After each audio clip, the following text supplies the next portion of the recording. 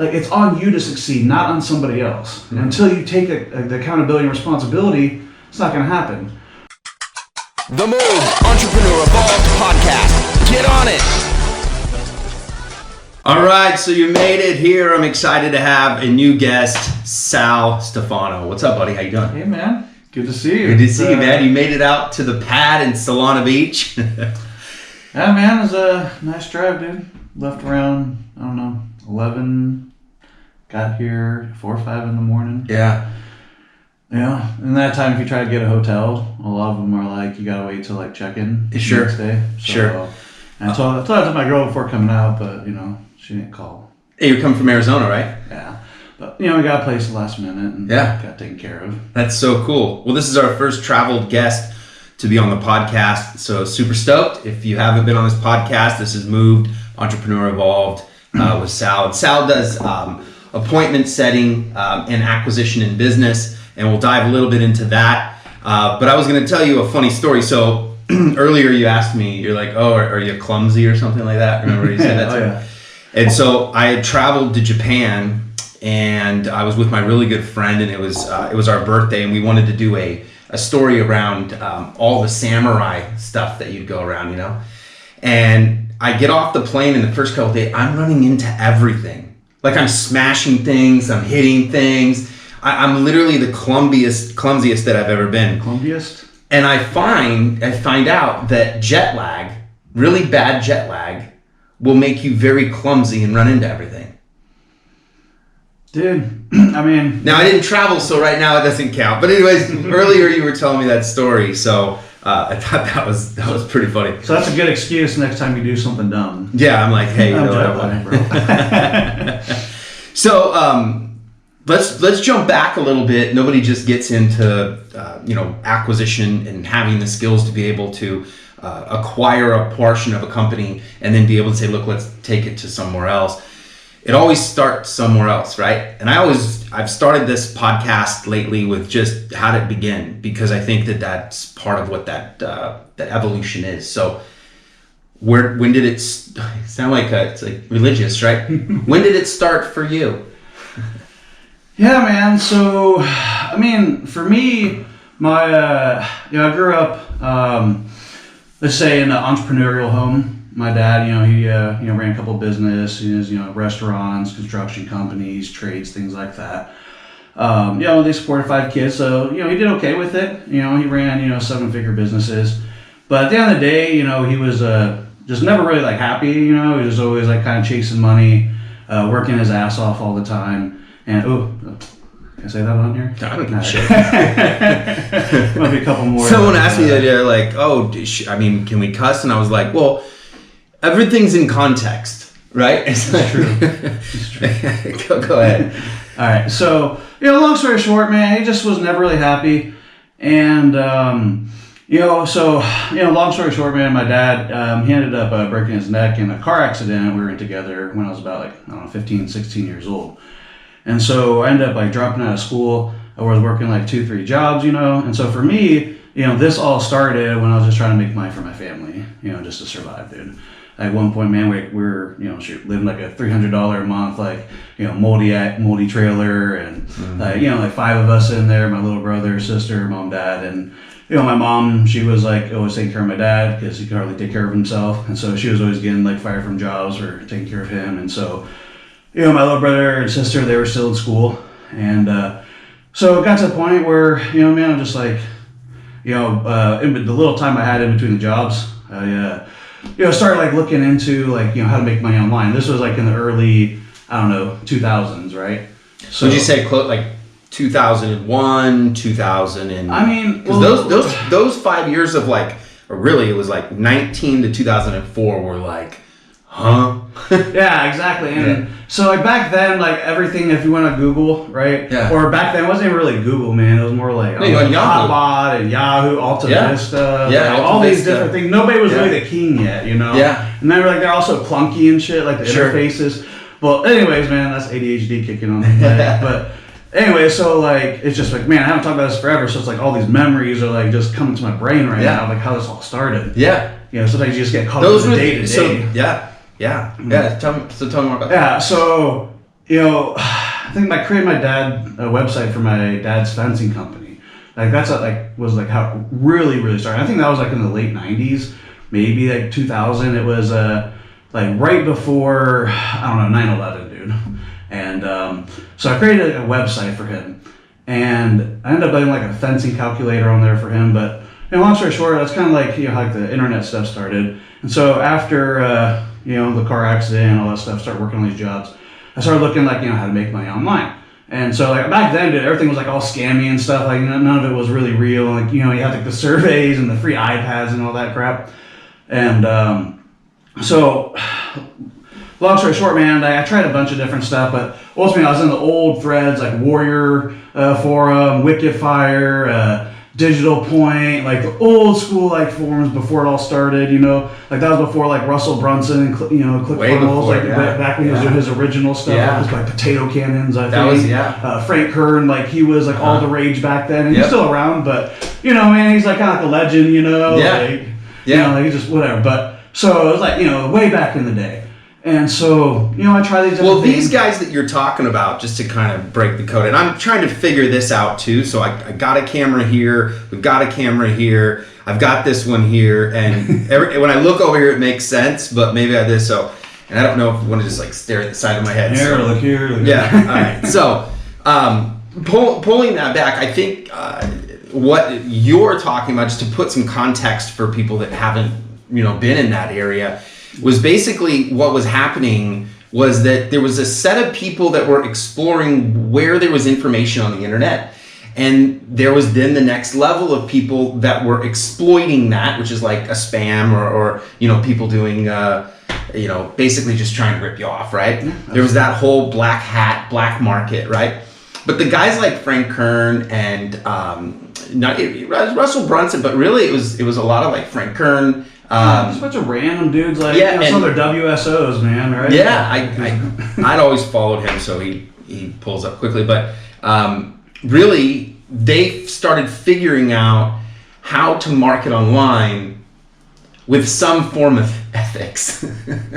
Yeah, basically. Right, and so what the launch of the info products, man, what it really was. Yeah, it's like before they are what they are today. Yeah, and before digital marketing was like a cool thing to do. Because like today it's like it's like I don't know. I always say like starting an agency now is like become like a stockbroker of the '90s. Everybody's like, because the cool thing is the money, but people don't realize like how much work it is really running a business, man. It's like, but now with all the information out there, it's like, hey, buy this course and make $20,000 a month in the next 30 days and shit like that. You know what I'm saying?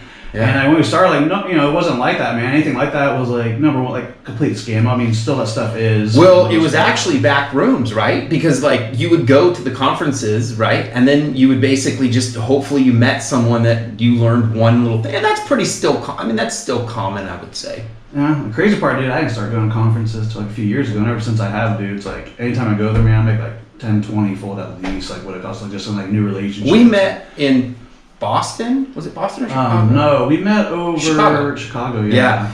We were at a conference in Chicago, and I guess that during right now, as this thing films, the pandemic is still going on. Actually, it's pouring rain outside. But I think that, look at, you're here, right? I'm here, so it's like, I think this is a good point to kind of chat about this is like, I think when you meet someone, you carry on the way that relationship started. Somebody taught me that a long time ago.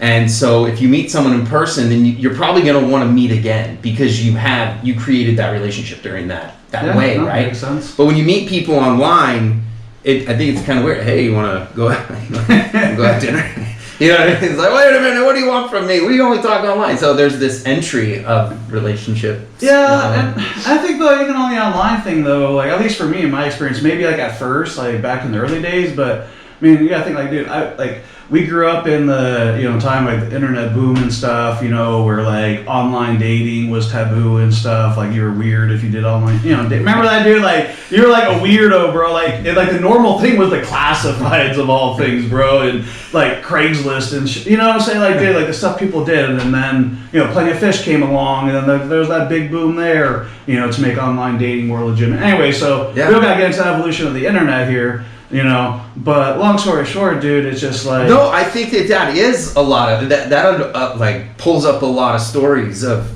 like online dating. I mean, it's all You've got mail, Right. and people figured out how to chat on AOL, right? And that's really where that communication kind of started, because AOL, it had the ability to create speed, and that was like, dude, 56K. Yeah. I can't even do the sound, but man, that dude, gosh, that modem. we'll have to bro, play that on this video right now. Here, cue it up. Whatever it is. But I think, I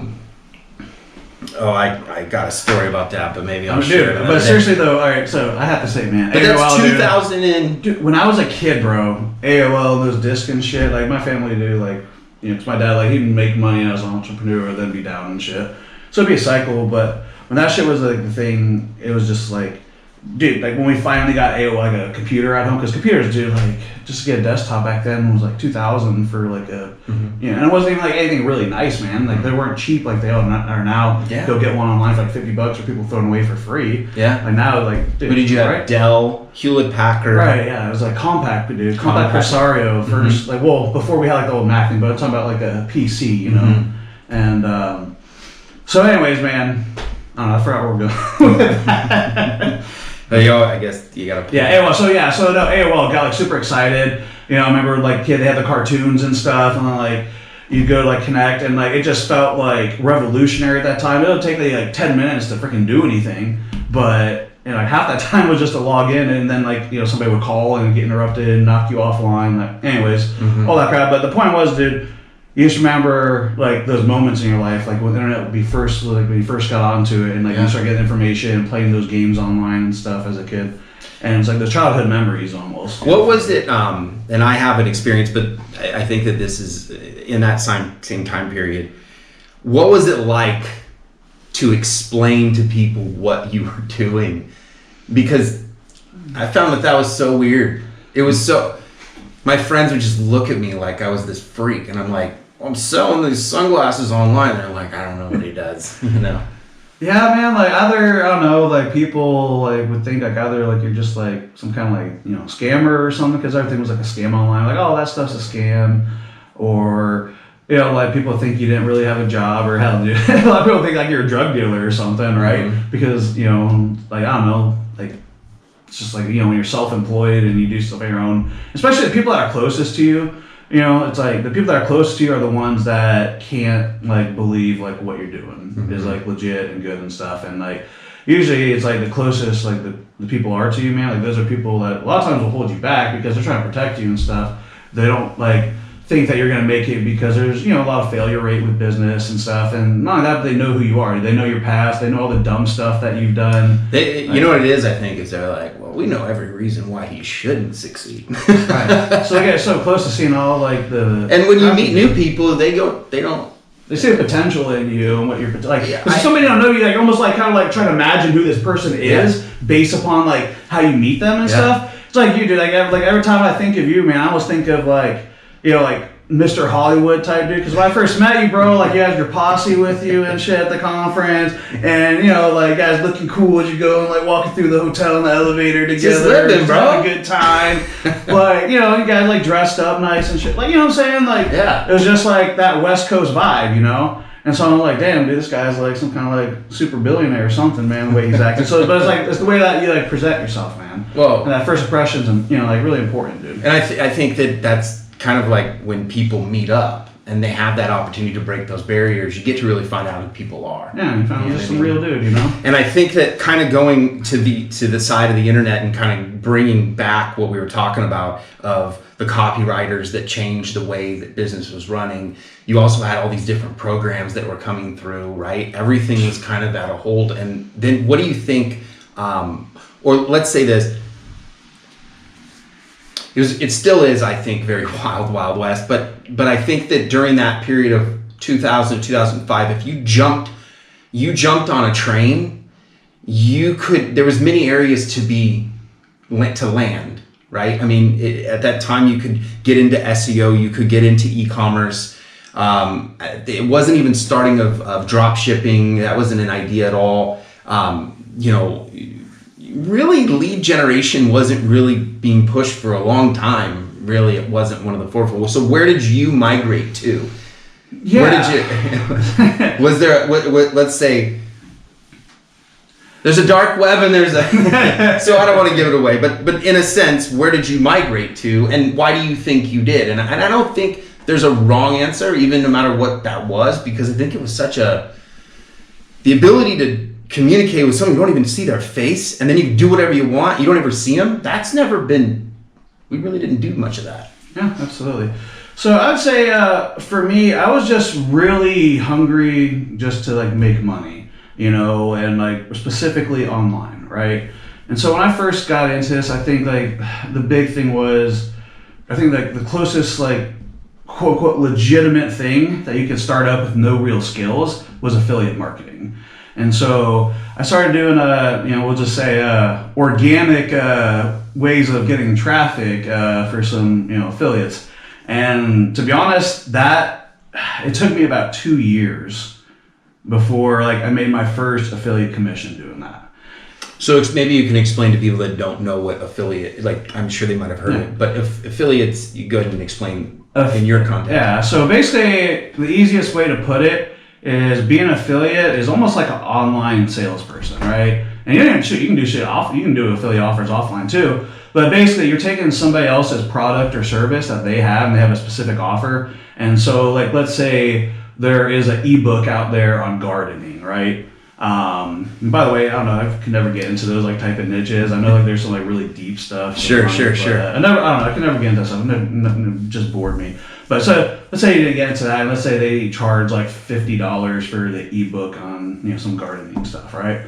So they would say, hey, you would get like 80% of what of however many you sell, or 50% or 20, whatever. So you were doing the low items though. You were. Yeah, my first affiliate commission was like $40, man, and yeah, that was a little bit on the grayer side. I got out of that stuff pretty quick. Yeah. But at that point, like, you get into something, man, and like you just like wanted to succeed, and so you get to a point where you're just. So like, what was the transactions like?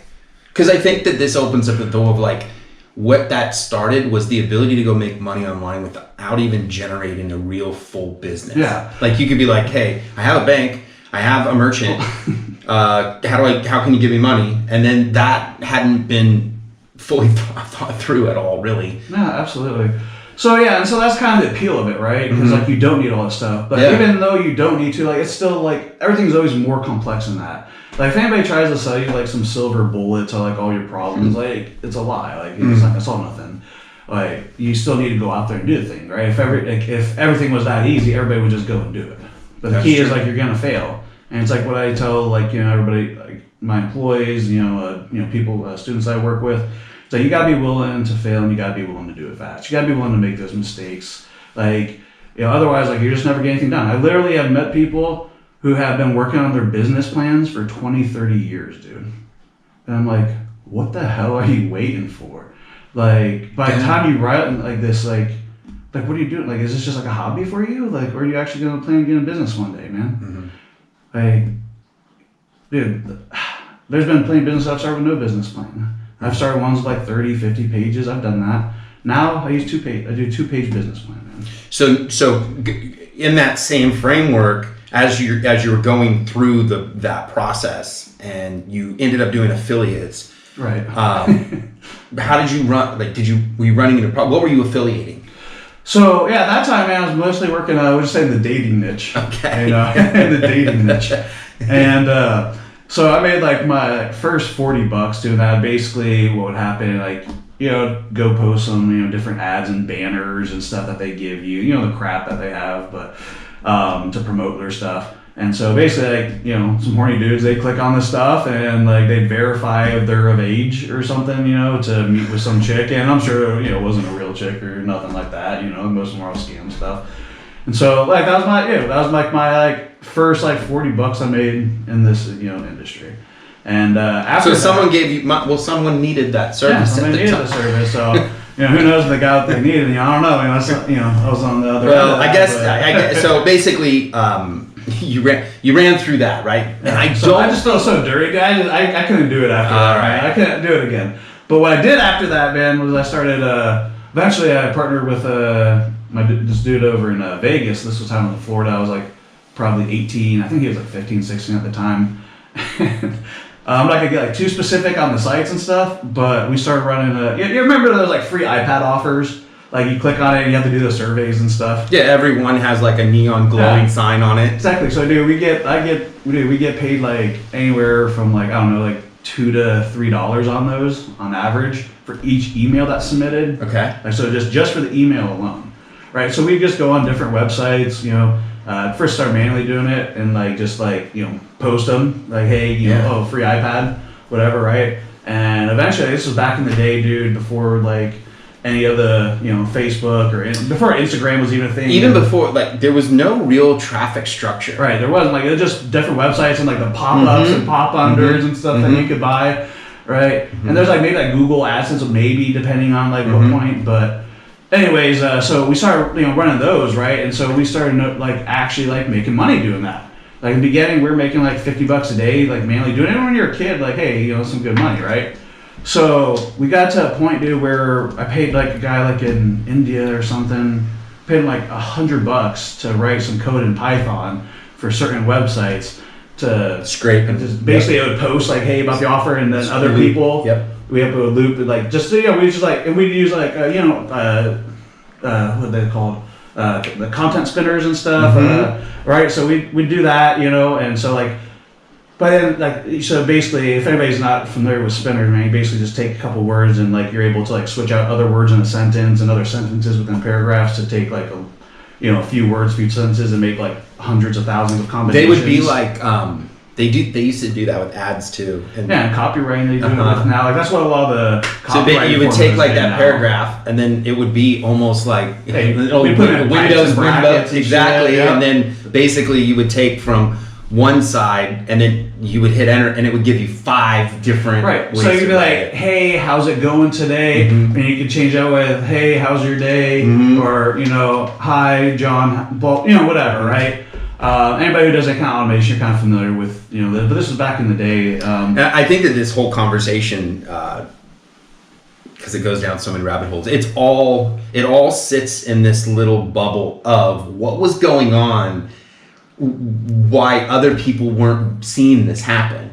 Like what was happening underground to create the momentum that we have today. And it's just, I think it's fun to hear those that have been around for a while and have created businesses that legitimately do things, service customers, build equity in people's business and in the society and things like that. But back then, it wasn't even. It was like SEO was. I mean, I was talking to someone the other day. What time period, man? You want to talk because SEO has changed so. Now, I like where SEO is at now because it's based on providing legit value. Sure, there's always some black hat dude. Yeah. But dude, the shit we're doing, people were doing back then, dude. Like, I mean, literally back in the day, stuffing, dude. Literally back in the day, yeah, dude. Like, you'd have your background blue and text blue, and that would actually work because the search engine would just look for how many times they mentioned a keyword. Obviously, it's evolved so much since then. I actually like the direction to go because it keeps a lot of that crap out of there now. But it was like easy money for the picking, like if you knew. But the problem is a lot of times, like you just learn that information a little bit too late. Like you're just on the cusp. Yeah. And that's just kind of how life goes in general.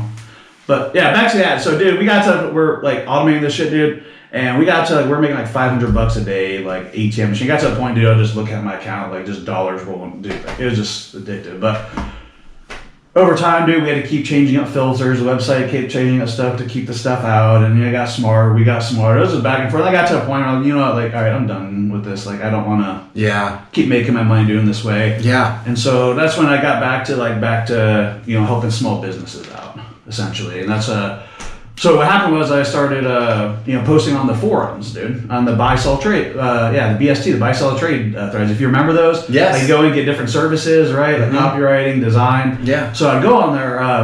So the first one I really had any success on, I think where I first posted was and I probably got really lucky on this one, man. But I went to Wicked Fire, dude. You can look it up still to this day. But like I went on there, and I was doing some research, and I noticed that they got this BST trait. It's free to post in there. Back then, all these forums like it's free. Even now it's like dirt cheap. Yeah. By the way, hey, if you're looking for if you got overseas workers and stuff like that, or you can provide the labor really cheap, you can still make money on those sites. Posting their threads, it's like $20 to $50 to post a thread. It's like dirt cheap. So, anyways, there's some good stuff on there. Yeah. If you know, you know. Yeah. But anyways, some people are probably gonna be pissed that I told people that. I crowd those sites now because they've been on there for years just working. Literally, I know dudes on those sites that for like 2-3 years haven't had to buy another thread. But in those threads back in those days, there was always this Godfather who ran every other dude, Triple Diamond Dave or whatever the Black Hat World.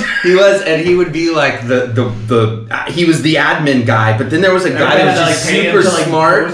And yep, I remember those days. You'd pay him to post something for you because the form, and the other one was, and this takes probably way back, but it was a college email. Having a college email with a domain .edu or something. It was and if you can have a link inside with that email, it was you would go to the top of the search. It was just overnight. Dude. Yeah, and you get find a high DA, domain age or something like that. Website stuff that's highly rated. PR when that was really PR was a big thing. I made a blunder here. I didn't even put the computer. So here. Yeah. This is charger's not plugged in. Damn, talk about it. See? But this is the kind of stuff that happens sometimes, guys, when you're doing this yourself, trying to run yourself. Don't ever worry about failing and things going wrong. It's gonna happen. I appreciate you saying that. At the time, I just did that. Absolutely. Meant to do that, right? So that's cool. So during that time period, you would just pull from a couple people their information, and then you would just try to adapt it to what you were doing, basically, at that time period. And everything was you would also get involved with a lot of people that were on the same platform as you. So, for example, if we did a lot with Yahoo stores, and so you end up playing about Yahoo chat rooms, dude. Oh, I know a lot about those too. Man. But those are the same thing, right? It was around a framework of the type of business that you're in. I mean, looking back, man, everything is still the same, dude. Technology's changing. It was just different traffic sources then. And it just wasn't as big, the internet. There wasn't as many people. People weren't as willing to part with their money. But that slowly changed over time. Mm-hmm. And so I kind of got back to the Wicked Fire, right? Posting on there. So I kind of got lucky there, man, because Wicked Fire, dude, which was kind of like a Reddit kind of. Yeah, basically, yeah. Forum, and it's we're digital marketers hanging out, right? And so basically, imagine we're on Reddit on a subreddit or subforum, we'll call it. We're in a section where people can list services. So I noticed people were doing that. So I noticed that people would get in and they would post hey, here's a free trial of my services, okay? Uh-huh. And so I would look at those people. I looked at a few people that posted that stuff, and I looked at how they worded it, and I looked at if they had there'd be there's some people you need a minimum reputation score or something like that. And so basically, dude, I just was hey, 3 free copies, dude. That was the name of it. 3 free review copies, right? So obviously give shit away for free. By the way, dude, if you're brand new to something and you don't have skills or you don't have the credibility, go out there and get it. Even if you don't know what you're doing, if you're giving it away for free and you're not hurting nobody, and you're just honest with them, and you really shouldn't be charging anyways if you don't know what the heck you're doing, right? Too many of the kids now, right, dude, they buy a course and they go out and sell some shit for $2,000, $5,000. Same dudes never run an agency in their life, never done sales, never run a business, go out and sell $10,000 a month contract, and then they're just gonna white label to somebody. That's gonna tip inside. Dude, there's so much more to running a business. I'm not saying you can't do that, but man, that's a slippery slope. But anyways, getting back to it, so I basically did the review copies, whatever, did the job fast, did it quick, and that's just stuff my dad kind of taught me. It was just just be good about customer service, do what you say you're gonna do, just get the stuff done, right?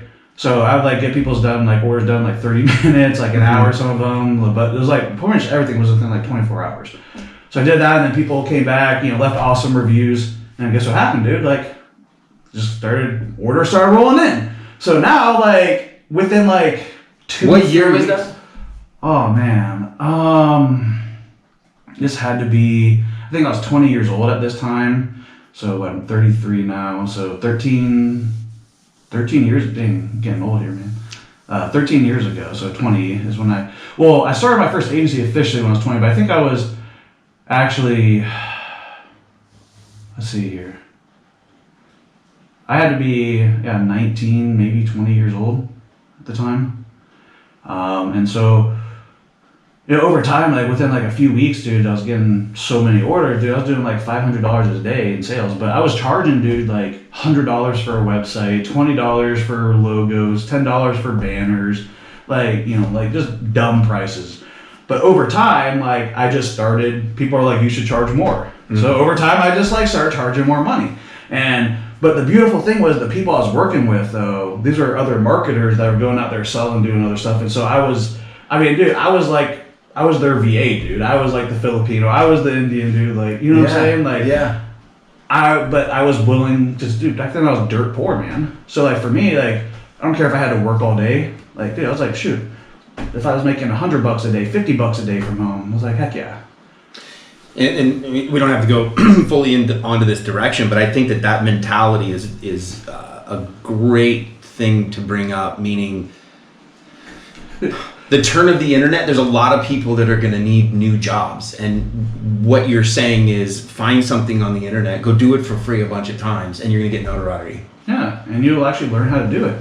Like, that's how I got, like, I do get wrong, I used like Photoshop a couple times before, but that's how like I learned. I would sell something and I would do it. Like, that's how I learned this business, man. I learned how to Photoshop, I learned Illustrator, I learned coding, like I learned how like Dreamweaver and stuff, and the builders, and and I learned how to actually like code shit, like from scratch, like never doing it, just Googling stuff, dude. Like I just Googled, dude. Everything I've like learned to where I'm at today has been just from looking stuff up, dude, and willing to put the work in, man.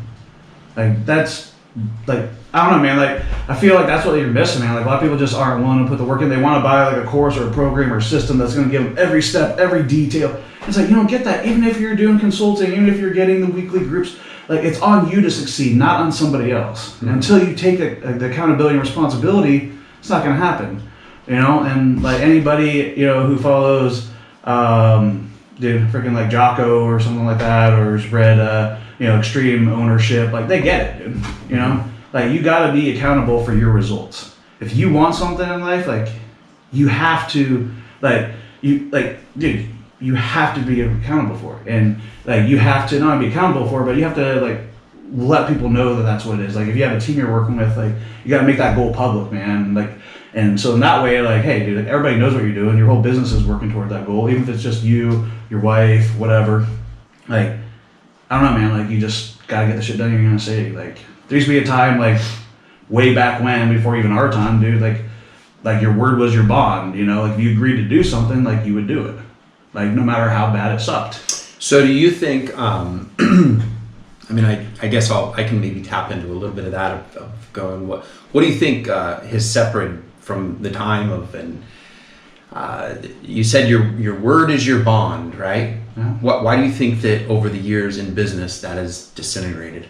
I mean, it's much bigger. Like, I think it's much bigger than just in business. It's just where we're at, like, as a society now. Yeah. Because, like, people aren't held accountable. Like, think about it, right? Like, if you're rich, you got an attorney, right? To take care of that stuff. If you're poor, then you have, other excuses why. Like, no matter what, like, you people got excuses, or the system itself, or, we could, like, talk about that all day. But really the core of the reality is we just all live in a generation where people aren't held accountable really for their actions, man. Do you think, because growing up through the time period, we haven't always interacted this much through the internet. And so having businesses transition, what have you seen from from how business is being ran now compared to when it just started online. Like there's that time period of people like going, I don't know what's going on. And then because I think that there's a valid area that's happening right now in business, and that is,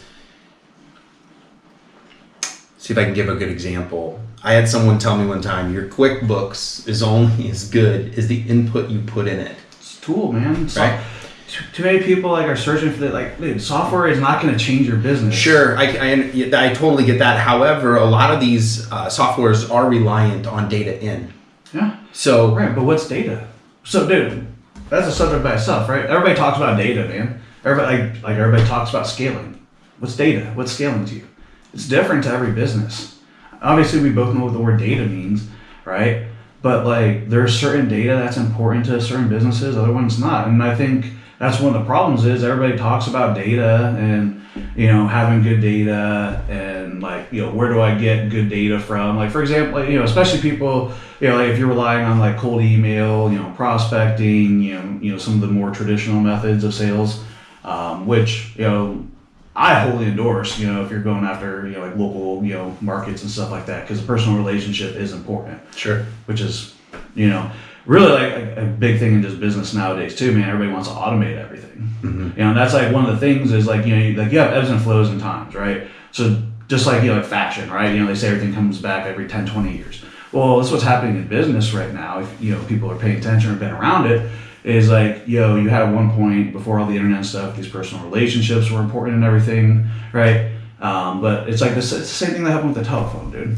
You know, like with the internet now, sure, you can have everything automated. Somebody can click an ad, you know, book an appointment. Hell, they don't even have to book an appointment; they can just buy, right? But like, let me ask you a question, okay? This is getting to the point, I promise. Yeah, why not, dude? Why don't you just throw out an ad? And many of us may have tried this before. Sure. Throw an ad out. Hey, buy my $20,000, $50,000, $100,000 program because it's awesome, or whatever. You just throw out one ad, and then, you know, they can buy right then and there. Why not just skip everything and just have it completely automated to the point where like they can just literally click a button or just go through 5 pages? And why not just do that? I think it's a good question, but I think it's because if you look at the internet like real estate, not every single place in the country has the same soil. It doesn't have the same climate. It doesn't have all those things. And so I think one of the problems that you see is that you can build the perfect system until you deal with personality. And so you can build something very tight, but that ship would have to basically it's built by somebody wanting to make the system, not the one wanting to be in it. Yeah. Well, it's like, you know, I think that's one issue that I think we're having. It's like developers making the UI for a software. They shouldn't be touching the UI. Yeah. You know? And they're looking at it from their standpoint, not from the end user a lot of times. So a lot of companies, like, you know, they'll have somebody else completely, you know, do the interface, the UI, than the developers and, you know, more experienced companies. Yeah, because this... Not always, though. Sometimes. People are the thing that changes the system. It's not really this. I mean, you could basically, you run the perfect pipeline, you run the perfect funnel, you run the perfect system, and then Johnny, Sally, whoever doesn't come to work for 3 days, and you're like, wait a minute, we didn't think about that, right? And then you build a system for that. And you build a system for that, yeah. Right. So I think that one thing that I was kind of getting at is that we came from a time period where everything is being done on the internet, right? But I think that maybe as that's kind of evolved, people are like, I think there's pressure in people going, I gotta put everything in this machine. Everything goes in this machine, right? So how do you think that like, what's your thoughts on how that's going to be? And neither one of us are some kind of clinical psychologist or something like that. But I think you're in it, you're watching it, right? I mean, all I can tell you is like what we do. And really, and then like, that's kind of like goes back to my answer here from your original question, right? Going back to the ebb and flows here. And it's like we're at a point where automation was like awesome when it first happened. Like everybody was like, cool, I can go online and book an appointment with my barber, right? Sure. Or, go get an Uber, or, this, that, the other. But when you're, and everybody's got different businesses, but whether it's like business, consumer, B2B, low ticket, high ticket, I've done it all. It comes back to now, like, people miss that human connection again. And, like, it's just got to be at the appropriate time and appropriate step. And so by adding that human relationship back into what we're doing and stacking that with the automation and the technology. Yeah. And you kind of cover all those bases, right? So we have the automation to make sure that everybody's followed up with right away in our system when they book a lead, for example, right? So talking about lead generation, right? Sure. So like when I started doing leads, it was just like you generate a lead, that's it. Like, and then the company took care of it, which they never freaking did. The successful ones did, right? But now we live at a time where we have this automation and stuff, so like, and where we can help other people who either don't have the time, solopreneurs, small businesses, etc. They can basically get the enterprise level automation and stuff that used to be like super expensive and stuff. Companies that spent, maybe tens of hundreds of millions doing like the stuff we're doing now, like the cost of doing it when it was developed, it was super expensive. Like all that's super expensive, man. Yeah. Wait. And so we're at a point now in time where we have like this enterprise level way of automating our businesses, and which is, really like a big, huge, shiny object and gets you a lot of trouble too, right? If you don't know what you're doing, which is a lot of what's going on right now. Because you have these people that have this automation and they're spamming and, like I said, they're missing this human relationship. I can tell you right now, in one of our businesses, we work with, MedSpot Cryo, niche in that one. Like just taking a lot of clients from our competitors, man, because they're not offering that. And we've gotten so good and we've gotten our systems so aligned now that we can actually do it cheaper than what they charge without using the human part of actually, having, the ISAs and stuff to book appointments for them, to, reschedule and, take care of all the stuff that they don't want to do, to pre-qualify. Really, and like we get to the point now, like where we just, we give them, we do the lead generation. So we run the ads on Facebook. We do the database reactivation. So we take their list, right? We're basically, constantly, emailing and SMSing it, to get the most out of that. So we're getting a lot of results before we even start advertising, right? So, just right away do first impressions, through the roof. And so we're generating those leads. As soon as they come in, sure, the automation takes over. We got some indoctrination sequences, some videos and stuff to help pre-sell along the way, mixed with some retargeting and things like that to show them, pre-sell content. But really it's the human element, right? So the ISAs, they'll call to, right away the appointment comes in. They're really out of standard to call within 60 seconds of a lead coming through, but within 5 minutes is like, what we promised to our clients. So how, from when you did this with this type of business, what did you do after you were doing the affiliate stuff? And then what was, how did I get there here? So and that's really what it's about, right? It's like, and so that was the hard part, man. That's what you're not hearing right now. When you hear about people's like success that they're running a $30, $50, $100, $250,000 a month business, like, and they did it within, 3, 6, 12 months, like a lot of times because they have experience running other businesses. So kind of going back, what would be, if you look back, what was your biggest blunder? And not I don't think money always has to be the answer. And the reason why is because I thought it was money. It was never money. So.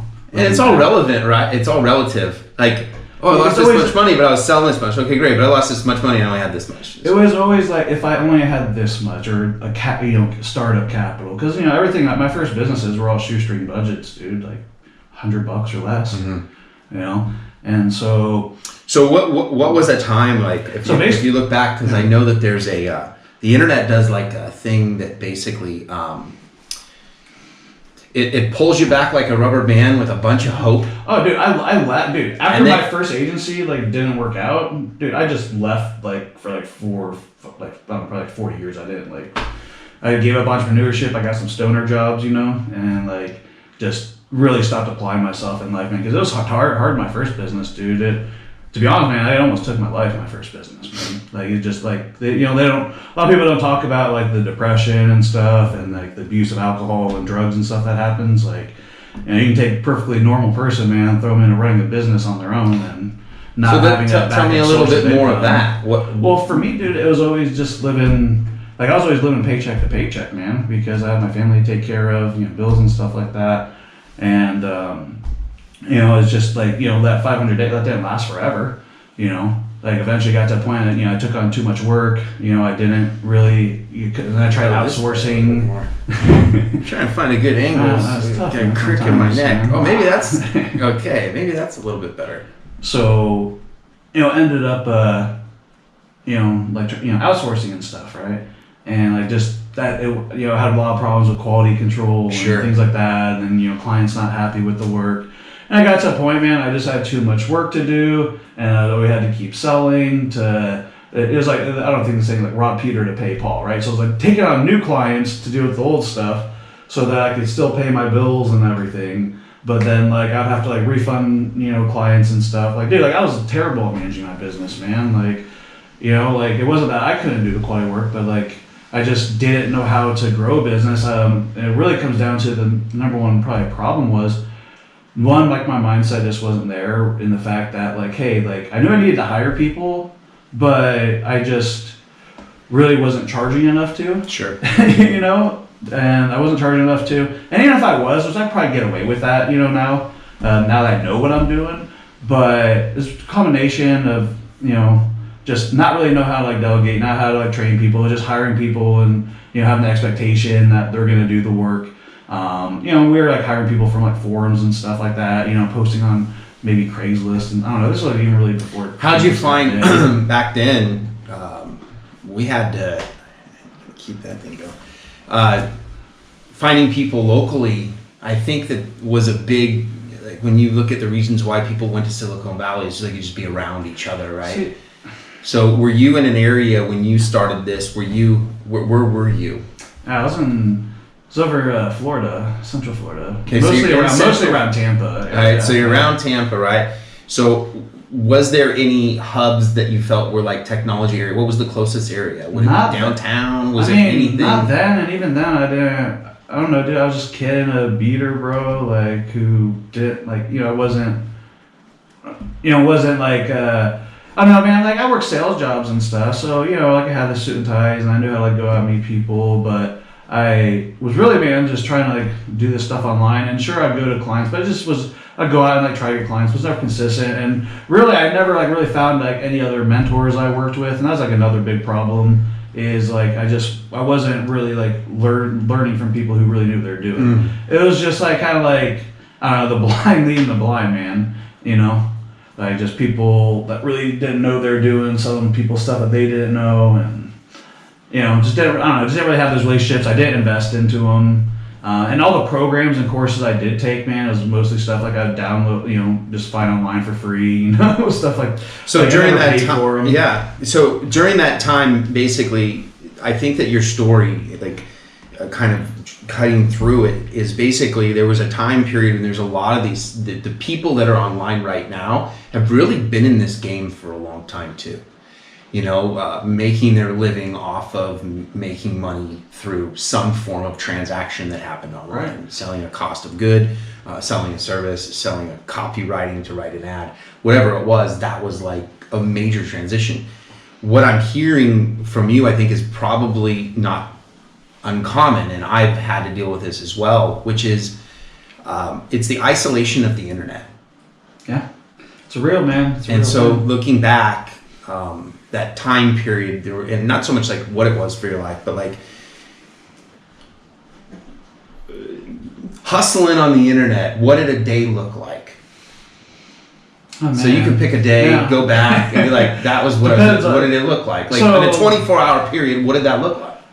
I mean, man, it just really did, for me, man, it really just depended on like the stage of the business where it was at. At the very beginning, when I had like, all the energy and shit. Well, I guess my thing is that, at that time though, you found, most of us didn't open an office and then basically try to start something online. We all started it out of our house. Yeah, and I've tried that route too. And I'm like, oh man, if I have an office, I'm going to get more work done and be more productive. And that's true to a point if, I don't know, man, like it is and it is. At the end of the day, it's up to you, man. Like are you going to be productive or not? You have to ask yourself that and, do it whether you're in an office or not. Like, so what was going on during that?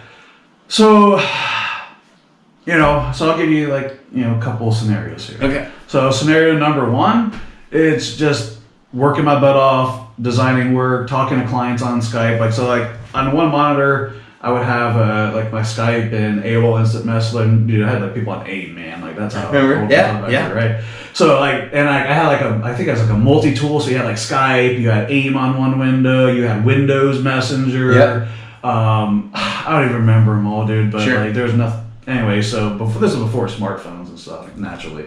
So we had that on one window. So I'd be talking to clients and stuff, and it was really, man, just people would hit me up. I get the leads. People would usually message me on Skype or something, or send me an email. And so, anyways, normally we talk on Skype, but I'd send them messages and just follow them. Just really, I just cared about them, what they were trying to do, and I'd show them the time of day and get back to their messages timely. And on my other machine or other monitor, that's when I'd just be doing my work, And then eventually I got to a point, man, where I was just playing some video games, some League of Legends or something, and then talking to the people that were doing the work, outsourcing the work to, and that's when I started getting more lazy in the bit. Not lazy, man. I was just I don't know, burnt out or whatever you call it, dude. I was just all right, cool, man. I can sit here, play video games, chill, get drunk, smoke weed, and make money. Awesome.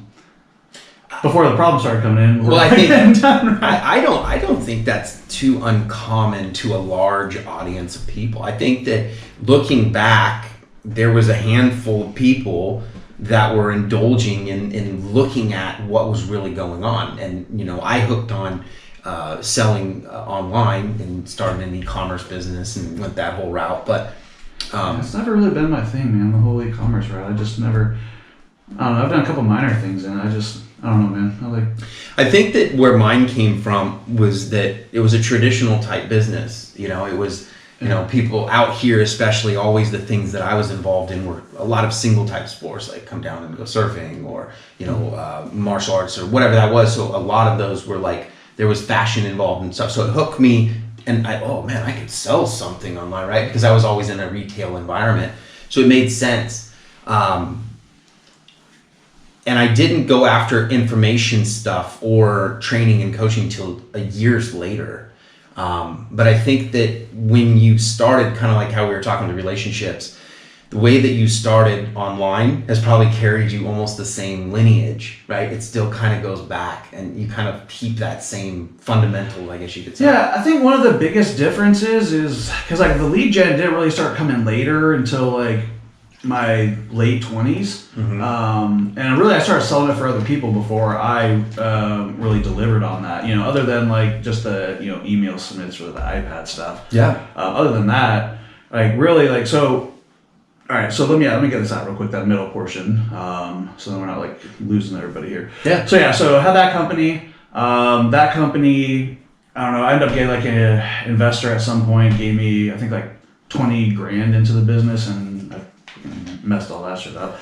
But I got to a point, dude, I was just so miserable, man. I hated my life. We were making money, dude, don't get me wrong, but I don't know, got to a point I was probably making realistically on average $7,000-$10,000 a month, which, hey, right, I was taking home probably about 80% of that, so it wasn't bad, right? Not at all. And it was very unconventional. It was a lot of your friends go to work, right, and you're well, I'm not, but I'm still making a living. It's very, very different. And I just got stressed out and overworked, and because I just didn't know how to delegate, Yeah. And I didn't really know what to do. I knew how to sell, I knew how to do this stuff, but I really didn't know how to hire. I didn't really know how to train people. I didn't know how to be a leader, man. I was more of a hustler than a businessman back then. I was just trying to put food on the table, man. I never really thought I'd ever get to where I'm at today. Sure. You know what I'm saying? And so ended up just closing that company down. And just, from that point, like I think I took my first ever like minimum wage job I had my entire life, man. Because I was always like, don't get me wrong, like I served tables and did sales and stuff. But another one I made minimum wage, dude. Just I was getting like high tips and just even with like serving, dude. Like each little section, like I treated like my own little business, man. And so I get like on average like 28-30% tips for the night, man. Like just because like I would just go in, like to me it was like acting. No matter how shitty I felt, I'd just go in, like show them a blast, be funny, do stupid stuff, make fun of myself. You know what I'm saying? And so like same stuff in sales, right? And so like that early part of my like those working those jobs like really like helped me solidified human interaction. Yeah, exactly. There you go. Better words. I'm like ADHD and stuff, so like sometimes my words are like sometimes I come out like really dumb when I talk. So, but we're all in the same room. So I ended up just leaving that. I took a minimum wage job, dude. Within like the first week of working there, like they're like, okay, so here's your work that you need done. And this is like a data entry job, right? For a company, they deliver like fresh fruits and vegetables and healthy snacks to restaurants, or not restaurants, but gas stations. Okay. Convenience stores, business parks, right? Okay. So within 2 days, I had finished what took somebody else like a week to do of work on the data entry side. So then I started doing stuff in the warehouse, stock in the warehouse, whatever that they had. So I finished that within like 2 days. Then next they had me like driving this stuff out. And then so within like the first week, I took over like 3 different jobs working with them. Eventually did all their IT stuff, remote, etc. Really liked working for the place, but because like me, I've never been in a other than like serving in sales, but that's not like the traditional jobs people go down, So this I don't know, these minimum wage jobs, right? So I don't know, so I went in, and for me it's just what I was able to produce without really knowing anything. It just really kind of opened my eyes to not at the time, not till later I realized it, but I was like, man, dude, how much effort do people really put into what they do in life? It's like say that again. It's like how much effort do people really put into what they do in life? And so and I'm not perfect about this, don't get me wrong, but it's if I'm gonna do, it's I try to be the type of person, if I'm gonna do something, do it as best as you can. Mm-hmm. Why just do the minimum to get by? Don't get me wrong, sometimes we get in those moods, but to for something you're doing, I think that I think one of the things you said, which is probably a key moment for that, is that those that become entrepreneurs or try to create a product or try to sell a service or whatever that is, there's something in their life, either it was explained to them, but even in experiences I think I found with families that own businesses as well, there's got to be this selfish, I'm going to go and do this on my own, and then be able to say, I think I see the path for me to get to the top of the mountain, and it doesn't look good, but I have a good shot, right? And so I think that what I continue to hear, even guys like you, is there was a moment that just went, oh, okay. I kind of opened a window, right? Yeah. You open a window and you go, well, that's kind of possible. But I think some people maybe they just never put themselves in the position to open the window. They never make one transaction, whatever that is, Yeah, sometimes just gotta open the doors, go through the windows, do what you gotta do. So, but how old were you when that was real? So at that time, I think I was about 24. Okay. At that time. So as you're going, and I think these timelines are really cool. So around 2011. So did you think about, man, I'm gonna run a business someday at the age of 15? So I think the first thing that I really thought I wanted to do grow up was be a firefighter, man. When I was before my dad's accident stuff, I was explorer with the fire department. You kind of kid, riding along, and you get to sleep there, and they, get the bunker gear and go through the trainings. And so I was basically training, be a firefighter at that point, and went through some different classes and things. And then I had so I was doing that, and oh man, dude, you bring back memory lane. Dude, athlete, man, that's what I wanted to play football, dude. That's what I wanted to do. But after several surgeries, man, that just wasn't in the cards anymore. Sure. And then so that's why it's another reason why I didn't really have a problem with dropping out of school, because I was just like, whatever. Like, I didn't want to go to school to be a doctor or a lawyer or anything like that. Like, dude, I just wanted to play sports, man. That was my thing. Yeah. You think that was a major key factor? It changed my life, man. Like, I do, like, that's like after sports, man. It's kind of like when I started like that and like my dad's car accident, but even before his accident, like having the surgeries on both my shoulders, then not getting being able to play that year, like basically like I just never got back into it. Like junior year of high school, right? Yeah, and so like even before like I ended up dropping out, like I was already on that road, because like I was like like started partying and stuff like that, hanging around the wrong people, and it was really leaving sports, man. Like was just like really like one of the worst things, because my home life wasn't great. You know what I'm saying? Like I'm not I'm not gonna go down that dark road, but like that was the one thing in my life that like kept me like I was able to take all my aggression and anger out. And so after that, like that's when I started getting more fights in school, and started like gambling and smoking weed and drinking, hanging, just being that guy. Is that because at the time, and I kind of get into these conversations because the transition's pretty cool, right? You go through these things through life, and then you're like, oh, this person's this person. You're like, well, actually, there's these stepping stones that made this person who they are, right? Yeah, people just become something. Yeah. And I think it's important on timelines as other people look at entrepreneurs and guys that try things, and that word's been thrown around a lot. It's taken me over a decade, bro. It took me like over just about a decade from when I started my first business, to actually owning a business, that did 6 figures a month. Like, shoot, before I personally made 6 figures in a year, it took just about that long. It took about a decade. And like, we just want things so quick and fast in life. If anybody's ever read like Traction, they kind of know probably what I'm talking about here. But basically, man, like so many people, especially in business, they expect to do so much within 3 to 6 months, right? And like they just like their expectations are so high what they can get done. What we can actually get done in 3 to 6 months is not much in business, man. Unless you have like experience or you just get really lucky, because hey, it happens, right? Yeah. Or like it's like the Kardashians, right? Like, dude, they didn't just like overnight become famous. Dude, their mom had been working that angle for a long time. So that they could step into that light and become. Well, you look at a guy like Tiger Woods. I mean, his new documentary, and unfortunately, he just got into some trouble, or got hurt. I guess there's no answer if he got into trouble or not.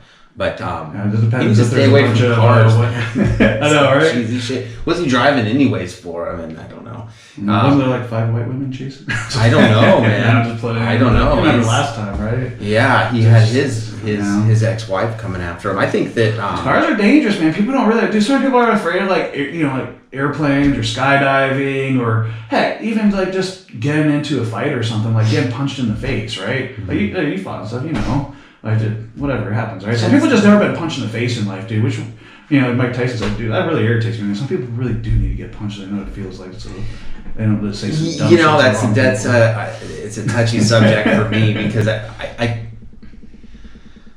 I guess my statement's I've always said, everybody needs to get punched in the face. But on the other note, maybe not everyone needs to get punched in the face. Meaning, like maybe if you think about like lessons in life, like some don't have to learn the ones I did. Right. Dude, yeah. I mean, dude, I dude.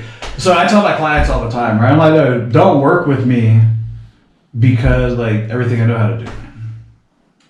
Work with me because I've made all the mistakes. Dude. Like I can save you from all those mistakes. And I kind of joke around, but like the reason why like I'll go out and pay a mentor 10, 20 grand a year, is because like, dude, like I get the cheat codes from them. It's like having like a Game Genie back in the day, Game Shark. But it was Mark Cuban, and he said the greatest thing that you could ever do for me if I hire you is to take something that I am stressing about away from me. Absolutely. Well, why do we hire anybody? Yeah. Like, and that goes back to like so many people in business, man. We hire people to solve problems, But then we try to tell them how to do their job, right? And don't get me wrong, like if you have systems and processes, they need to fall out. But once they learn those things, then put in some input. Obviously, if you have the right like transparency in your company, you're going to learn about changes. But generally speaking, they need to follow the systems and processes of your business, unless you're just hiring them to actually build those things, right? Which most people do. Sure. So going back to the agency, right? So I left that, and anyway, I came back, director of sales and marketing for MSP. Managed service provider company, which ended up leaving them to go work for a web design company. Okay. So they were doing like 10 to 15K a month. And so the reason why I bring this up is they hired me because like they didn't have a really marketing for their business. Like their website was just like, hey, we have like 10,000 things that we do, right? We do web development, we do SEO, we do web design, blah blah blah blah, right? Copywriting, all this crap. And so they really have a message, right? They haven't really built a customer avatar. They don't know like their core focus, their core messaging. It's just all like, hey, we just take on whatever clients, right? So they didn't have the marketing, and at this point, like I just went through like a bunch of like digital marketer certification, Ryan Dice, which another forum guy, right? Yeah, back in the day, before he got to where he is now. Yeah. So anyways, so with that company, man, I ended up building like an entire like sales process and helping with their marketing message. Shit, I was teaching them how to build websites that converted, which I learned from. So was the business solving that? What was it? So what they were doing at that point, they were like, I didn't have a business then. I went to work for them as an employee. Got it. I went at I was hired as their director of sales, basically one man band. But so basically, like long story short, my first month there. Dude, I didn't sell anything until like the last week of the month. Made one sale that month. Tripled the revenue first month there. $30,000 e-commerce site. Okay. Yeah, I've never sold a $30,000 website before. Sure. But I had learned from is UGurus. What's his name? I haven't watched his stuff in forever, but. The guy's over, I think Brent Weaver over at UGurus. He had a program. It was like a 5-step discovery process thing. Okay. So, long story short, like I hadn't gone through the whole program at that point. In fact, no, at that point I haven't gone through it. That's not till later. Never mind. This was all on my own. So anyway, saw a $30,000 e-commerce website. Like I couldn't even believe it myself, right? I got cut that check. I made like $5,000 on that commission. Right then and there, owner paid me. And then from there, long story short, we moved to a bougie office downtown within a few months. Hired another sales guy to work with me that who I trained, who eventually ended up leaving. He took over my position. Okay. And then we hired a few more employees. Basically, we got to like $100K a month within, I believe, 9 months of me starting to work there. Okay. Might have been 12, somewhere between 9 and 12 months. And then that gave you the confidence to start something on your own. Yeah, and that got me on that was like the first year where I didn't like exactly make 100,000 because I wasn't like, however the math worked out. But basically, like I got like really close to like making like $100,000, working for there just on the commissions and stuff that I made. And so basically through that experience, I was able to take like a lot of stuff like courses and stuff I applied over the years and actually implement it in a business because it was already running. Okay. And so like it wasn't like starting a business over and I only had to worry about the sales. And that's kind of like I always knew I was like good at sales. That's when I really knew like, okay, I really understand sales. Not just how to go and sell people, but like how it works, like the nuances, and like, how to deal with like when to use sales friction, when not to use it. Like, I don't know, I don't want to get too advanced into this stuff, bore people right now, but long story short, that kind of like got me going back again. And after I ended up leaving there, we had I didn't mention the name, so yeah, I'll just go ahead and say it. So we had some, they promised me the world when I started there. So like I wasn't looking just to, be a sales guy there. I was looking, to be like a partner with them, and that rug got pulled out from underneath me. So I'm like, how long, because I think that this is also quite common, and I think it's probably common, but it's like, you want to get treated well. Yeah. You know what I mean? And then if you don't, then it opens up your doors to kind of go in whatever you want to do. Yeah, it's like once you start making like a certain amount of money, and this can happen quick, like the thing is too, when you like first start making money, man, it can get to your head real quick. Like you'll notice, like I don't know, hopefully you're not, but like, even me, like for like a 3-6 months period, like there was a period of time like where I just like was like a different person for a little bit. I didn't even realize it. You know, like that wasn't like necessarily like a bad guy. It was just different feeling. Like you didn't walk a little bit about like what do you mean? So I think like Grant Cardone talks about this. No, right? are you saying like so like putting it in context just so I have like, are you saying after you've then gone on and now you're owning a business, or you're saying like even there, like because you know I don't know, there's like different surveys. Some say 75, some say 100K or whatever. But the point is like you know like Grant Cardone talks about like you go into a supermarket, right? You're not worried about like the price of strawberries. You're not worried that they're like $3 to $5 or whatever. I think that number is like 78,000 medium home. Yeah, so It's whatever they probably say it is, higher. right? Like you stop worrying about stuff like that. You go out, you start going out to eat more. You get a little comfortable. Yeah. You know what I'm saying? Sure. Like I mean, dude, I'm not gonna lie, guys. Like I put on weight since I started making more money, and like it's just like easy because like you know it almost becomes an addiction making the money itself.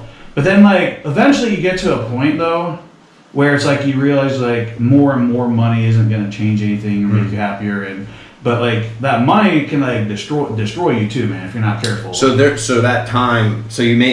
making that money, and then all of a sudden you decide like you decide I'm going to go off and I think I can do this on my own. Did you get a partner after that? So I JV'd with somebody after that. Okay. So at this time, this was like my first like real like because I don't know, sold a couple of jobs, but I never really like worked in it too much. So I partnered with another company to do the fulfillment, running Facebook ads. This is my first endeavor into real estate agents. We work with them today now, and you know the agency that me and my partner work in do completely different. But this was like my first like hit at real estate, and so this was when we would run So they how we would pull our list is we would find people like on Realtor.com or like Zillow or whatever, and we had one of the fulfillment partner, he had one of his VAs or you know whatever guys make a bot basically that would message those guys. Right? I think if you have like Pagum bot or something, you can use that probably to do the same thing. But basically, so we would send messages, you know, to them on there, and like that was like our funnel. Like it would send them a message through their contact form, so it would inbox like every time because it's you know from like Realtor instead of like a regular cold email, right? So. From there, what would happen is, you know, there'd be like a link in there to a page with more information. You know, they'd watch I had a short video on there.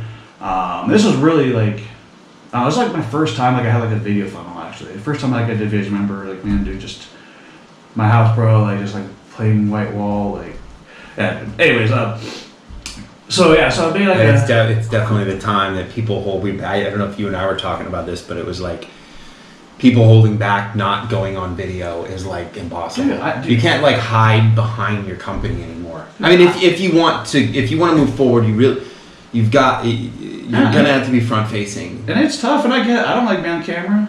Like, you know, I mean, the guy that owns like AT&T doesn't have to, right, as much. But I mean, if you're gonna start a business or you're a medium-sized business, or you either have to, you gotta have, or you gotta have somebody you can either they're an employee or typically you want somebody who's more of like a business partner or like really into the business, like for sure. But then they like, dude, I use employees all the time in videos, man, because I personally don't really like being on camera all that much, especially like lately, man. Like, dude, like to be honest, like I don't feel good all the time, like you know, because I'm used to you know being an athlete when I was younger, you know, having you know the best, you know, being looking good, man. You know, so that you know it gets me sometimes and. That's my own like mental barrier, and over time, like it doesn't bother me. Obviously, we're doing this right here, so you know, and I still do them. I just don't do them as much as I would necessarily, because the key is, man, like, dude, to be honest, like, you should be doing these every day. Like, you really should. Like, you know, that personal brand is important, but you know, you also don't like a lot of people preach personal brand. It's great, yeah, sure, but you don't need a personal brand, like, but you need personality,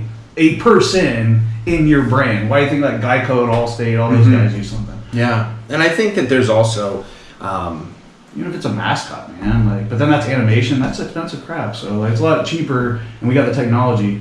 Like, and here's the thing, like, even if you don't want to do it, you should still do it, just so that you know what that experience like, so you know how to do the thing, and so somebody you make sure that you're having somebody who's going to do a good job. Yeah, I think that one of the things that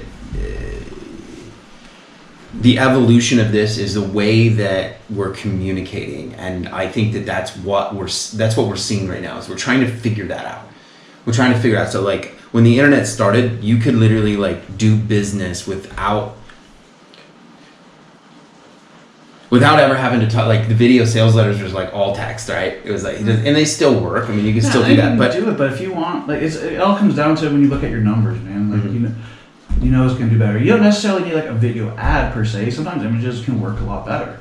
But somewhere along, like, unless you plan on being on, like, talking to everybody and getting on the phone with them and doing everything yourself all the time, like, video allows you to have the perfect sales message, the perfect pitch, the perfect presentation, whatever it is. And it doesn't need to be perfect, but perfect enough to hit the numbers you need to make it work. And I think that's a really, and I think that it's, man. and also kind of going back, I think it's interesting, like I said a second ago, being on with someone that knows these old programs and the evolution and things, because I think that's the story.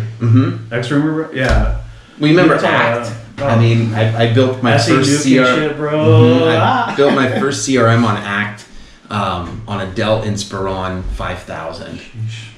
And I think that it was so taboo because you would be running sales sheets and then to have an actual program do it. And this few years later, we still deal with people, like I was kind of going back, getting that information in. And I think that that's where a bottleneck in what we're finding is that there's just people that don't want to do it. No. I mean, and here's the thing. I mean, the truth is most people like shouldn't be running out starting a business, man. It's just not for everybody. And like, I don't mean that in a harsh way. It's just like, dude, like some people are meant to be an astronaut. Some people are meant to be a cop. Some people aren't meant to be a doctor. Yeah. Some people are meant to be, Olympic medalist, man. I think that that's a really good argument. However, I think that there's no better time for you to just go out there and try to make a transaction. Sure. And let me take a step back there. Sure. When I say business, I'm not talking about like running a side hustle or running your own gym. I'm talking like, like you're actually. You mean all of the marbles are in one freaking. Like you're right. You're not even that. So like even if it is the only thing you do, right? Like so let's say you own a martial arts studio, right? And maybe some of my clients will beat me up for this, but whatever. It's the truth. If you run a martial arts studio, right, and you're the one in there and you got like 2 employees. Is it really a business, man? What I mean by that is like, like you're not running something. You're not running a machine, man. A business, in my opinion, is a living, breathing machine that can grow and sustain itself. And so if you're building and working with something, like you're the one in there doing everything, you don't have systems and processes for your sales, your marketing, there isn't leadership, there's not vision in the company, you're not growing towards something, like ultimately, like you're running a side hustle, you're running a project, you're running a hobby, man. I think that it's and there's nothing wrong with that. But and if you read by Gino Wickman, Entrepreneurial Leap, goes into it more. I think it's a really good book. And so what I'm saying, like run a business, like you are looking to grow an organization that I don't know if I had to be like specific in numbers, man. Like before it really starts becoming like a quote unquote business, like because even look at the government, right? Like the government considers a small business up to like 500 employees, dude. I think that really when you lay that statement down, because this conversation's been up a few times, and I think I'm concluding if you have the ability to bring customers in and then go through some form of a process, right? That if that one person falls off, at least there's maybe another one coming, right? And then you have a product that you're delivering, right? And you're creating customers. I think that as long as you can keep moving forward, I think you have a business. Yeah, as long as it's something that can grow, but if it's sporadic growth itself, right? That's a business. But selling, paying yourself $2,000-$3,000 a month, if even that, and running a business that's doing, that might do $5,000 one month, might do $15,000 another, might do $0 this month, like. So maybe I would agree that a sense of predictability. It's technically a business. A sense of predictability has to do. Right, a hustler can run that, is what I'm saying. Yeah. A business, being a businessman, right, or woman, or whatever, like you got 20 employees underneath you, 50, 100, 500. Then to me, you're running a business. Yeah. I think it's always. If it's going to crack, it's all. I think that's just. Yeah. I think it's just. I think that's. It's bigger a tough. than you. You're right. I think it's just always a tough conversation to have, because I think that people's knowledge is almost like, you ever heard that saying, like, the son or the daughter comes home, whatever, like, I'm in love, and you're like, whatever, you don't even know what love is, right? So the evolution of the more that you learn about business, like, you try. It's not intentional, but it's like you look at those people that are just starting, like, you don't even know what it is to run a business. In reality, we were the fish. And I don't mean that in a cocky way, but what I mean in a way is like where it's self-sustaining and growing. Like there's certain. You're saying basically not everybody's supposed to play in the NBA. Yeah, I mean exactly, dude. Like not everybody is gonna be a professional basketball player or football. Like they just don't have the genetics for it, man. Mm-hmm. But I think there's certain genetics. But you also have to find out. Yeah, exactly. I'm not. And a lot of people, man, like there's like certain things like I feel like people just know, man. Like if you were meant to do this. Like I'm not saying like it's like how many people do you also know that accidentally build a $500 million a year business, dude? $20 million, how many people accidentally build $100,000 a year? I think that you might find that every now. I think you want to be in the fight. I think that at the end of the day, it's what your heart is. Like, why are you doing this? If your motivation for building your business is just so I can, and don't get me wrong, like that's one of my things, right? I got into this so I can go be wherever the heck I want to and have the freedom, right? Sure. Right, freedom, right? But if you're a slave to your business, like, is it really, like, because like a business is like its own is its own thing, dude. Sure. And like when you are running a business, like, dude, like that business is not yours. It's like if you look at it as a business, like, oh, I'm the owner, this is mine. Like, you probably tell customers all the time, like, all right, who are we selling to? Are we selling to you, or are we selling to what I don't know. Like if I'm in the gym business, right? More than likely, like I'm selling to women, dude, because like that, like 30 to 45 years old, because that's who's willing to spend the money on it. And anyways, we talk about that later or another time. Sure. But the point I'm trying to make is like you are not what the business is selling and catering to a lot of times. Sure, like you're one of the beneficiaries of it, right? But at the end of the day, it's not about you. And so when it comes to your business, it's about really, in my opinion, and I think it's on my LinkedIn. I've had that forever. But for me, it's like it goes, and like I'll probably never have a publicly held company, but maybe, I don't know, whatever. Probably this will haunt me like 10 years from now. But to me, it's excluding shareholders if you're a public company, right? Mm-hmm. To me, I hate it. I shouldn't say that either, but investors and shareholders can be a pain, man. If you don't have the right ones, don't get into bed with somebody you don't know just because they give you money. I'll just say that. Yeah. I should keep it short here. Yeah. But really, man, it's about the organization, your employees, and your clients or customers, depending on what kind of organization you're running. I think that I do a lot of outsourcing, and I do a lot of like what's the beneficiary. And in one of the courses and things that I teach, I call it the triple ripple. And it kind of sounds funny when I say it, but really it's the beneficiary of multiple people when you actually take the leap as an entrepreneur. And I think that you have a better, I always kind of put it as like, the person that you hired on, they have a better Christmas. I mean, really, and maybe not Christmas is your thing, but I mean, ultimately, you have a better holiday, right? Well, Christmas, good with me. Right? Yeah. It's like you have your goal is to have a better holiday. Yeah. It's like I want to be able to have enough money to give a better holiday. So it's funny you mention that, because whenever we're having like our quarterly or yearly meetings and stuff, I'm like, awesome. So goal next year is to be having our quarterly meeting here or annual meeting here or whatever, right? And like those are things look forward to. Like one of my things is to have one of our annual meetings over in Italy, dude. Oh, that'd be very cool. Like that's like written down, Yeah. Like as like, hey, this is what we're gonna do. Yeah. And so for me, it's just like once I write something down, like it becomes law, bro. Like, and like that's one thing that really changed my life, I think, in business, man. And really just in organization in my life, because I'm like super unorganized. Okay. And people don't understand that because they look at my business, they look at the way I do things, the system processes, like, oh, wow, you're really organized. I'm like, no. I have to do these things because I'm not organized. Yeah. And so for me, it became a necessity, like for me to run business out of my own bad organization skills. And so, I don't know, does that make me organized now? I think that I confused myself there. Well, I think that what I've done over the years is whatever that flaw is, I tend to hire it Yeah. And then what I'll do quite often is I'll just allow myself to fail through the understanding, and then I can acquire the skill as well. Yeah, I may be wrong. I think I was reading it. It may have been like Taylor Welch's book. You know him from Traffic and Funnels?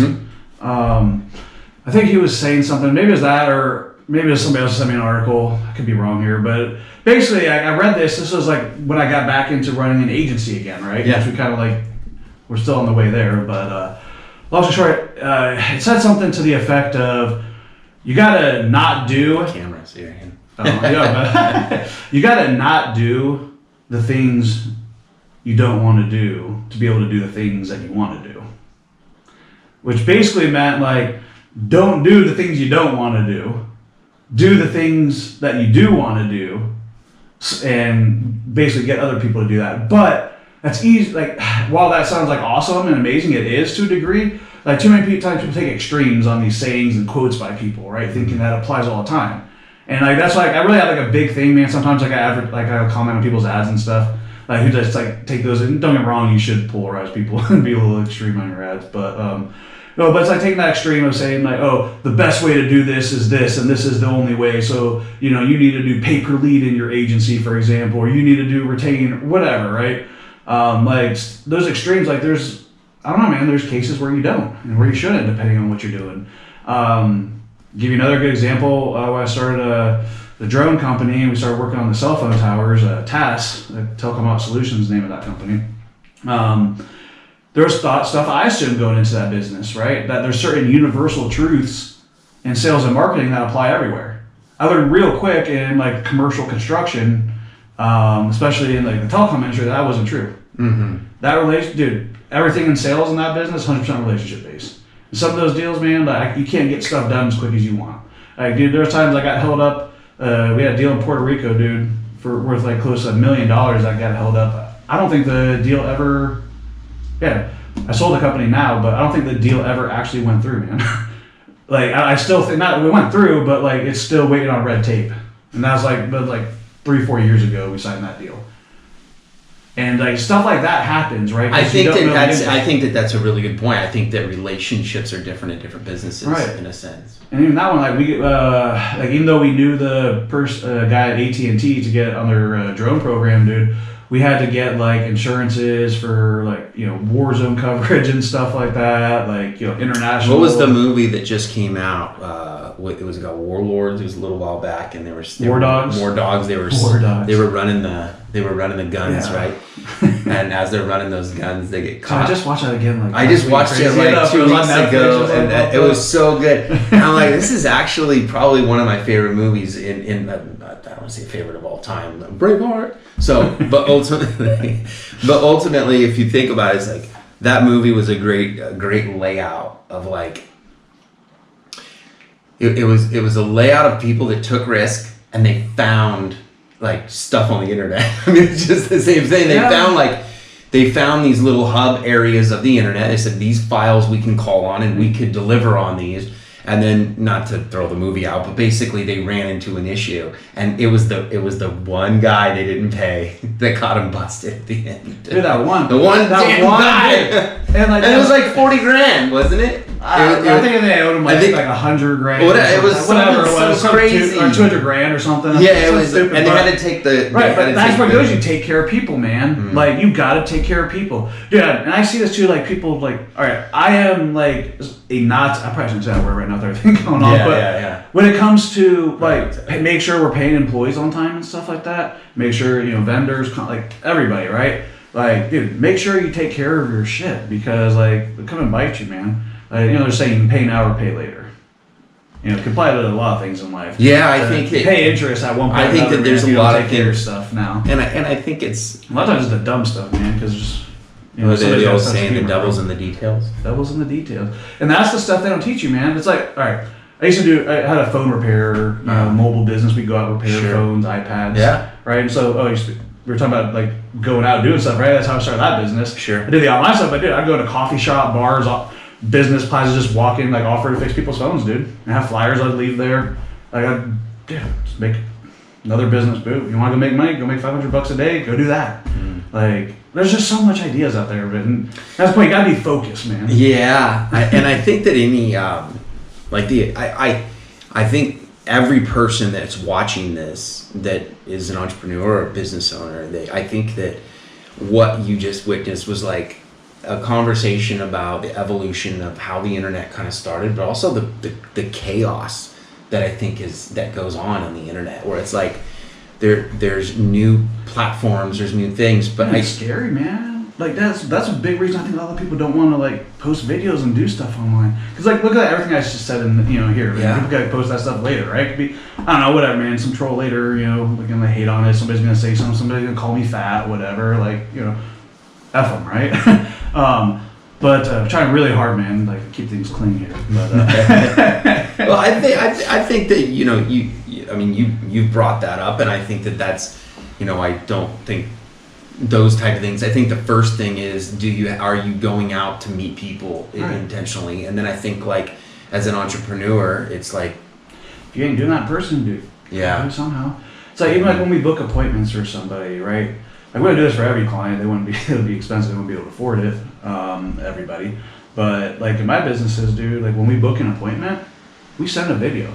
Even if we don't, but if we're just doing a lead gen, right? Lead comes in, dude, we call them twice right away, right? We do the double tap. If you're not doing double tap and you're doing lead gen, come on. There's just no excuse for it, not doing a double tap. Anytime you're doing a sales call, always double tap. Somebody doesn't answer the phone appointment, call them back. Yeah. Try it in real life, guarantee you too. Like, well, I think that no matter what, so I said for a really long time, and I've called it the Limitless program. I had a couple different ways that I've called the program, but ultimately, I started recognizing that there was going to be a transition quickly, that skill sets turn into the time of many years was always be closing, and salesman was the salesman, and their ability to go in and actually close somebody.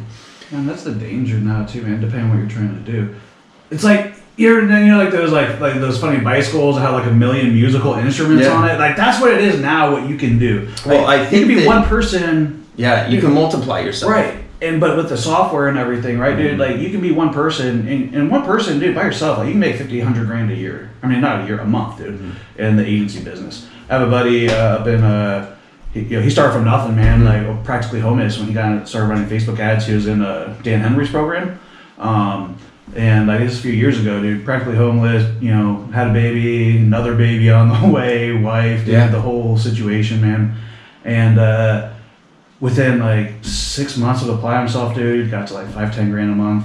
Now, dude, I think he's doing like, last time I checked, like 60,000-75,000 a month, and I still don't think he has anybody like directly. Well, I think that what you're saying is basically there's a lot of hubs that are happening where people are actually making real money in business. Like they're making like real money, not like, hey, I went down and I started this shop and I built it to 3 mechanic shops.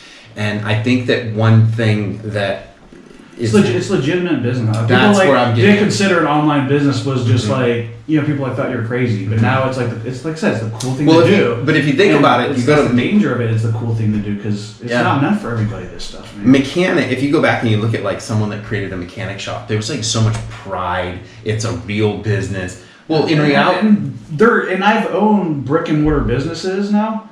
I've bought and sold them, and like, dude, like it is different, man. When you have that brick and mortar business, man, when you walk in and like, like you restored the place and like you put up some paint or did some caulking, because no matter how much money you have, like you're always gonna want to like like do those little things, man. Especially when it's like your first location and stuff. Maybe if you have like 10, like after the first few, like you don't want to do all that crap, but. So, anyways, man, but like it's like your gem, man, because it's like this physical thing where you can. It's easy to show people. You gotta watch your hands. I think cameras. So many times, though, like with the digital, like where people struggle with it, it's like because it's like they have a hard time explaining what they do. Even me, man, I've done so much stuff, and like in my life, and like with the different businesses, what I'm doing right now, like sometimes it gets hard, and depending on who I'm talking to, I do something different. Right? Like if it's just like, some like random, on the street, it's like, I'm just, I'm a business owner. Like I just, helping other businesses. That's what I do. I help people make money. I just keep it simple. I think that, and I think that these businesses are legitimate. I mean, obviously it's been going on for a long time, but we went through the whole timeline of how this went down. And I think it was like, if you think about having, and a mechanic shop's amazing, but it was anchored off of somebody creating a car. Yeah. So could you imagine somebody saying, I'm going to have a mechanic shop, and they're like, why would you do that? It would make no sense. Right. And they're like, why would you go? And I think that what we just shared here today, and it's been a wild little whirlwind, but really it was like we anchored when we started, just like, holy smokes, that was what it started with. And this underground way of people finding their ways to real businesses is, I think, a great story of what you shared. Yeah, absolutely. I mean, it's just, like, even now, like, you know, they're starting to get bigger agencies, you know, you're starting to have some bigger brick and mortar ones. I mean, they just, you know, and then people are taking that money, they're getting in, you know, investing into other stuff. And it's just kind of exciting, like, you know, where it's going to go, you know, the whole agency world. Like, because there's like a lot of, you know, like plays that can happen here. You know, me personally, you know, like, you know, I think there's an opportunity for somebody one day, you know, I've thought about it, but I don't know, man, I got so much stuff on my plate and, you know, where I want to go right now. But like, I think right now, man, somebody can make a killing, dude, if they, you know, like, I know some people have tried, but like, you know, start like an agency, like a local agency, like franchise type thing. Mm-hmm. Like doing what we're doing, but like actually having like a brick and mortar location, you know, like in like, you know, maybe like, I don't know, like more towards like, you know, different suburbs of, you know, metro areas. But have like a brick and mortar location where like solopreneurs, small business owners, you know, like the local martial arts, you know, owner or the local caterer or whatever can come in and actually sit down and talk to somebody who can actually help them. And I think it'll be interesting how that lays out, because that'll all come down to time. And right. I think that like what we're learning is that it'll be an interesting that plays out on, you know, on how businesses handle this, because you're gonna get, let's say you do 4 Zoom calls and then someone's like, hey, I want to come in, and they come in and you're like, this is going to be a 3-hour like conversation. But you know, the crazy part of this, you know, pandemic and everything showed me, because, you know, one of our big things, you know, it's all dealing, like a lot of our money for our businesses comes in through brick and mortar businesses. A lot of, you know, gyms, med spas, you know, stuff like that, right? And so when Corona hit, man, shoot, that's when I had just you know, became you know, partners in a gym, like probably like a month or two, probably not even that long, probably a month before Corona hit, man. And you know, like when Corona hit, you really had to like, you know, problem solve here, right? And so for me, I don't know, you know, if you've ever read Grant Cardone's book, If You're Not First, You're Last. Have you read that one? Well, in there, right, one of the major themes is, you know, how he's talking about, you know, 2008, how he made all of his money by going all in while everybody was, you know, contracting. Right. Yeah. And so, like, ever since I read that book, I would have been like, man, like, I'm waiting for this moment, And so, like, not that, obviously, I'm like, you know, it's, you know, it's kind of like a shame everything going on. Like, no matter what side, no matter what you believe in, whatever, like, I don't want to get into, you know. There's opportunity in every. Right, but there's opportunity, right? And so, you know, long story short, when this happened, man, dude, in the period of when that happened, you know, like, one of the things I did for all my clients, I told them, hey, whatever you do right now, do not stop charging your subscriptions to your clients. Do not cancel their memberships. Do not pause them. They're like, well, what are we going to do? Well, tell them, hey, we're going to give you another month, you know, credit, you know, after this thing, whatever. Right, so that's what we did. We gave them a credit, you know, a T-shirt, and then we let them know, like, hey, like, if, you know, we sent them an email, we called them, we left voicemails, texts, we posted on social, all the channels. You know, we did everything we possibly can to notify people that we're not canceling subscriptions, right? And so what we wrote them was like, basically, hey, like, you know, if you need to cancel, go ahead, we understand, right? But if you don't, then you're gonna get like these bonus perks and stuff like that. And if everybody cancels, if we just cancel everybody's membership, we're just gonna go out of business. So we just, like, you know, had that heart-to-heart conversation with them, you know, and so basically that, and like a lot of people were appreciative of the calls and stuff, and so we were able to retain like, I think like 70-80% of our memberships throughout like those first few months or whatever, until we could open up again. And then, man, through the middle of this, you know, like so I had my own gym, you know, I was working with, and then I had my clients, and so all the clients that I worked with that like did the stuff we asked them to, and this was stuff I was testing in my own gym. Man, like, dude, we made like crazy, man.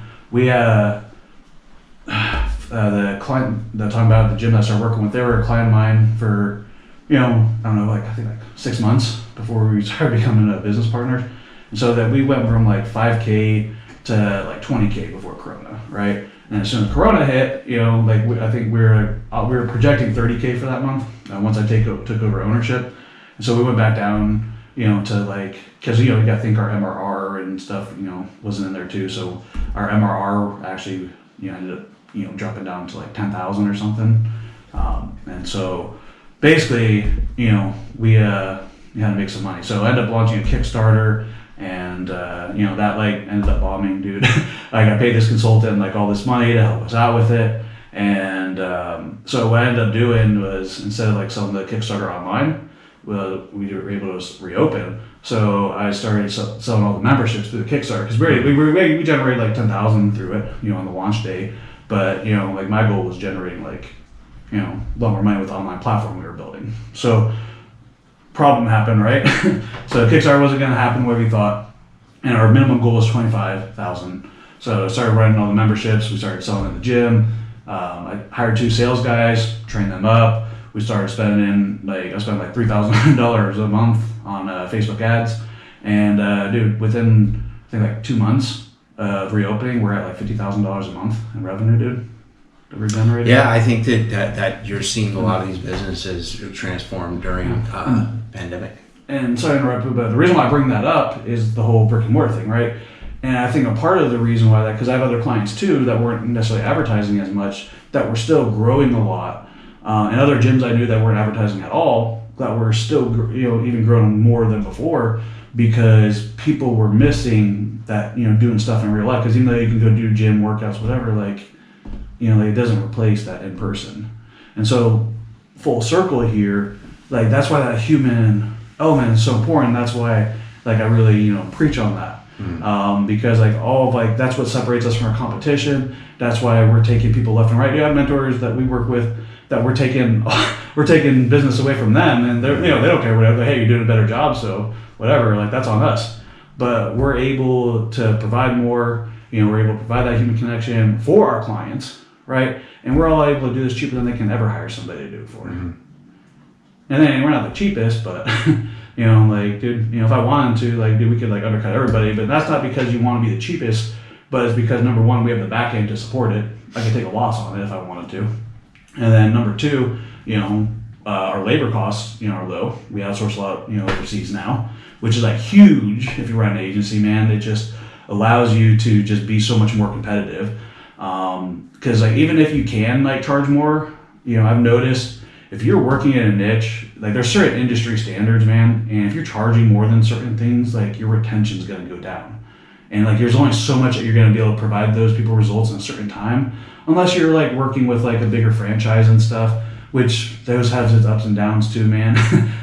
Make sure you get your paperwork done right if you work with a franchise. Make sure you either know what you're doing with contract law or have an attorney do that stuff, because they might be just trying to steal what you're doing, because a lot of them have their own internal marketing and agency departments and stuff trying to do things, and they always suck. Don't get me wrong. I don't know. Isn't that funny, man? How the franchise usually suck with their own marketing for their own locations? I don't do a lot of franchise stuff. Just in multi-location, I don't do a lot of it right now. But I think that the whole core of all of it, and even everything that you go through, is just the transformation of, you started in some small little job post, right? And then you basically evolved into now running and having acquisitions, running different businesses. So, dude, this is... I was looking at my first website I built a few weeks ago, man. Going through some old email accounts. And just man, I suck, dude. My old graphic stuff. And that's the thing, I don't know, you gotta enjoy what you do at the end of the day. I kind of took the path of being the jack of all trades. And I've learned a lot about a lot of different stuff. And so it's helping me now, but it also took me a decade to even start getting to the point of showing some success in life, But once you get don't be in a rush to just get rich overnight and shit. I mean, I know it's cool and everything, but expect that you're gonna go through these problems, and understand that it's when you have that pressure and those problems, that's when you really push yourself to do things you never thought that you could. Well, That's the one way to end it, man. Sal, how can people connect with you, man? This is the first day we had it. What's a way that maybe they usually, man, you just look me up on Facebook. All right. Salvatore Steffano. Salvatore Steffano. We'll put it on the screen. Yeah. We'll make sure we get it on there. Usually the easiest way. You can just email me. My personal email, giovanni.stefano@gmail.com. Okay. And so there's 2 quickest ways. You could call me, but unless they want to throw that number on. Well, Sal is a great guy, and I was pumped to have you here on the show, man. Yeah, absolutely. And it was really cool. I hadn't had this. I'd had a vision of basically doing this podcast, right? So I was the way that this whole thing sets up is I always had this vision of getting a place and living at the beach, and then being able to take this and have an office and then turn this. So it wasn't fully all the way ready. I got this I'm working at a swap meet over here selling t-shirts. But at the end of the day, I appreciate you coming out here and doing this with me. And yeah, man. Thanks again, brother. It's going to be fun. For sure. All right, guys. Thanks for having me. Jason Starbuck here. See ya. See ya. If you like this episode, make sure you smash the like button and subscribe to the YouTube channel. Just like Nike is to athletes, Moved is to entrepreneurs.